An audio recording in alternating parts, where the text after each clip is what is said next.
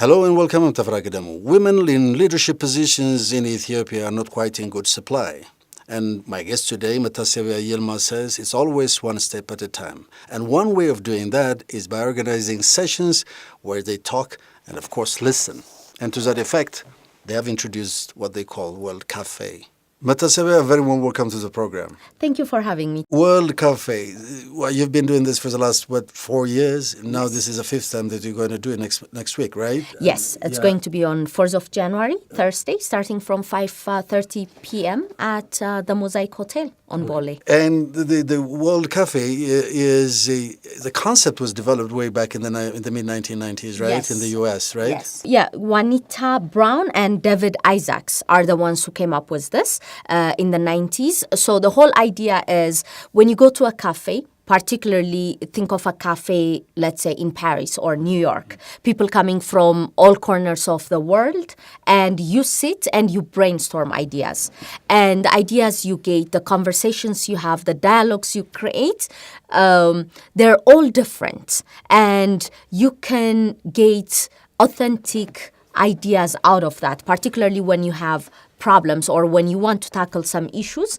This is going to be a great way to handle it or to brainstorm for it. So issues, right? You have a very busy schedule, so you kind of meet at some point and talk about stuff and move forward. That's it, right? Yes. The cafe idea is not particularly Ethiopian, is it? Well, in a way it is. In a way, but it's usually with the people that we know. It's yabunna tattu. We have coffee and we surround the coffee pot and the fire, and we discuss. And we come up, our mothers, our grandmothers, they came up with different solutions for their problems around coffee. So maybe the setting is different, but the whole concept of discussing and creating dialogues around coffee is not really new. So what happens during the World Cafe is you have different tables, and in those tables there will be round table discussions, and every table will have a table facilitator. So people will sit around a table, we raise the questions, one question, and they discuss upon that, and they brainstorm. And once that the time is up, then they will get up and they will share what they have discussed. And then for the next question, they don't sit on the same table. They move to another table. But it's not the whole group moving to another table. They scatter to different tables so that they can meet new people, so that question, the follow-up question, will be discussed by new people from, and who have fresh perspectives or different angles. And after they discuss that, the second question, and then they move to the third table to discuss the third question. And this time also, they will scatter around the room, sitting on different tables. Are you focusing on any given topic, for example, this time around? What would be the defining topic? Okay, so every year for the last 4 years, and now it's the fifth one, what we say is Eweb listens. And because it's January, it's like setting the year or the core elements for the year. So during that time, we raise the questions, particularly on contemporary Ethiopian women. The last 40, 50 years, the lifestyle has been changing, particularly for professional women, because now they're out working, and then when they come back at home, they're still taking care of their families. So the challenges are changing as well. How are we going to help them cope up in this transforming age, help women achieve leadership roles or, get involved in higher leadership positions while they're facing whatever challenge the society is going through. So particularly we're focusing on the urban, somehow exposed and educated women, and what are their challenges and what are the opportunities out there for them to advance, and how are we going to help them go through the challenge and achieve whatever they want using the opportunities. And what do we do? One, as EWIB, and two, as each individual who's coming there and sharing their ideas, what are they going to do? What are the actions they're willing to take later on? So these are the kind of dialogues, conversations that we are trying to bring. So, in a sense, it is about the state of Ethiopian women today in this country. Yes. How broad is it going to be? Because you said basically it's going to be involving women from the city, basically from Addis Ababa. It's not going to be an all-inclusive one. Well, for now, yes, but we're hoping others will take will take the example of EWIB and duplicate this, and we're happy to help as well, because when you try to tackle some challenge, you have to pick your battle. And we picked our battle because, the resources we have are limited. So let's do this within our reach, and then hoping that others will follow the lead. And also, we will expand, we will grow in the coming few years and take this to places outside of Addis. But this looks broad. But is the discussion going to get on any particular direction? I mean, are you kind of leading the discussion to go along any particular direction? Yes. Because it's going to be too broad. Yes, it's broad. If we take it, yes, this issue will never be, days will not be enough. But we have the questions ready. So it's those questions that lead us into the discussions. So does it start, like what I'm, trying to understand is, would you be talking about the challenges? Would the challenges that women in Ethiopia face today be the starting point to get the discussion going? Yes, right. Yes. We have done that in the previous discussions, World Cafes as well, because it's very important to identify the problems, the challenge, so that we will know what we're facing. We will know what we're going to tackle. So what are the challenges that the Ethiopian woman faces today, you think? Well, if you ask me personally, most of it has got to do with culture and our upbringing, and it revolves around that. So one of the things EWIB is trying to do is, redefining the culture. For example, some of the ways we're doing things, it's holding women back. We're encouraged to be shy. We're not encouraged, or we're discouraged to be outspoken. But that should change. Women have to have voice to share their opinions and to be part of the solution finding.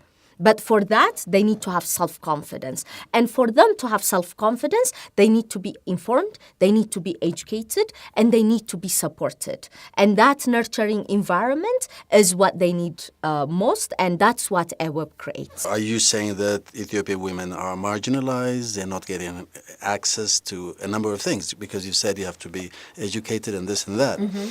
Does it mean that you are not given the opportunity, the access to education? I'm not talking about women in urban centers, but broadly speaking, women. Yeah. It's not about the access, because when we see the numbers, particularly when you go to elementary school, it's pretty much equal, right? Boys and girls. Like in classrooms, you find them in equal proportion. But as they grow, that's when the culture influence comes and gets involved. So we need to work on that. It's not the access, but it's how to utilize the access, or how the opportunities that are out there.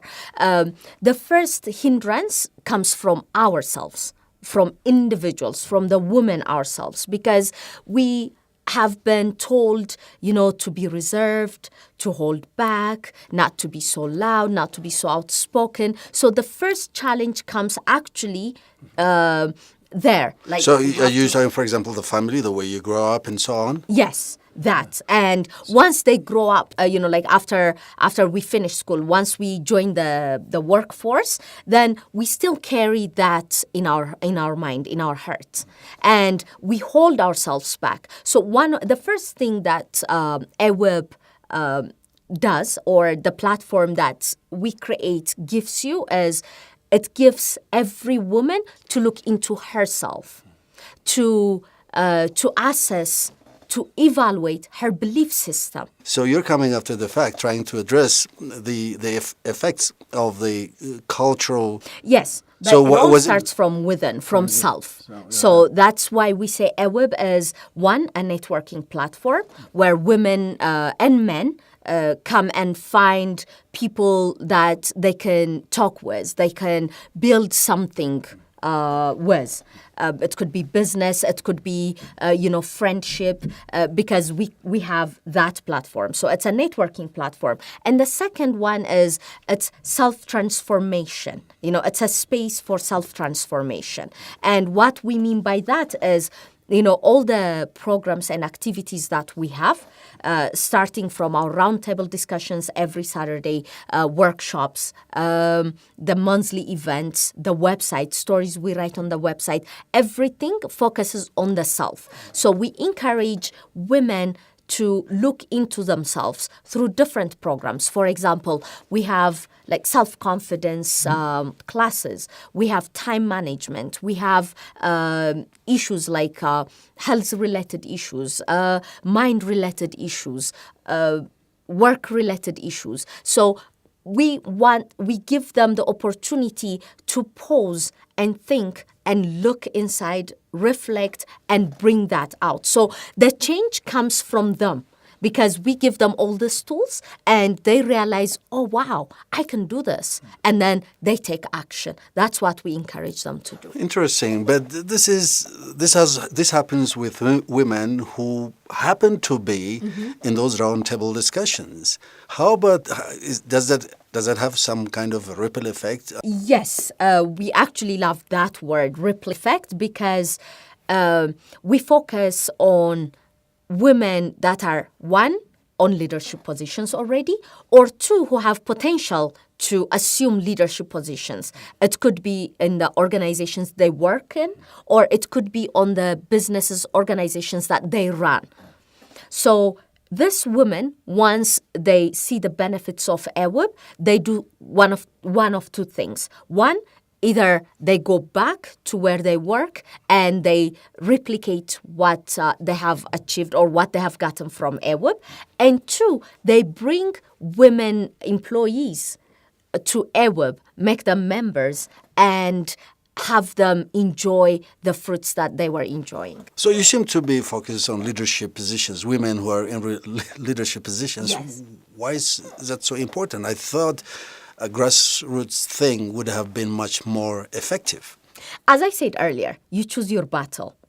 So to tackle this issue and to empower women, to bring them, to help them live the best life that they can live, we chose to focus on the leaders. So one, the leaders will have so many people that they can influence, and two, they can also come and help EWIB to become stronger. So when they work with us in one way or the other, we address and we reach the grassroots level. We may not go ourselves, but the programs that we designed will go through the leaders that are going to the grassroots level. Are women in leadership positions in this country influencing government policy? We're not there. We're not where we would love to be, but I think we have already started the journey. I believe that because for example, if you take what EULA has been doing for the last Women Lawyers Association, they managed to get the family law changed. So that means they are influencing policies. They are changing they're influencing the change of laws. So the family law, they were the great force behind it. So that's a good example. The number of parliamentarians, women parliamentarians, is growing. So I would like to believe that that will also bring some kind of change. But I believe we're on the right track. Have you developed a background paper or a document that would give an idea of what it means to be a woman in Ethiopia at this particular time? Because I think we need that. Yes, we do. we believe in that as well. So what we have done so far is the little, like the reports that we upload or we publish on our website, eweb.org.et.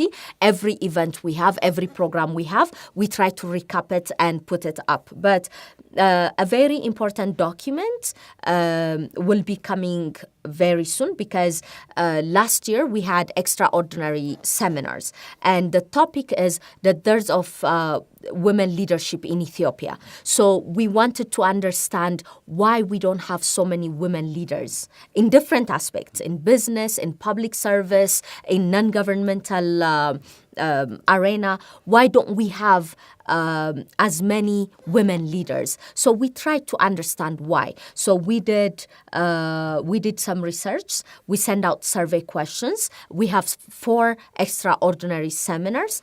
And EWIB did this with Irian Solutions. We also believe in collaboration, so we collaborate with different organizations. So now they are working, after getting all the information and the feedback and the background data, they're developing we're developing a paper, and we believe that's going to give us a very good insight on why we don't have as many women leaders. So next week you're organizing this session, a web lessons, Yes. and your World Cafe. Definitely your members are coming. Yes. Also Yes. a forum where you can have more non-members to come Yes. aboard, right? Actually, we want non-members to come. Our members will come for sure, but we also want as many non-members as possible because we want leaders, we want trainers, we want students, and we want influencers to come and to see us, to see what we're doing, and also not just to see, but to be part of the conversation.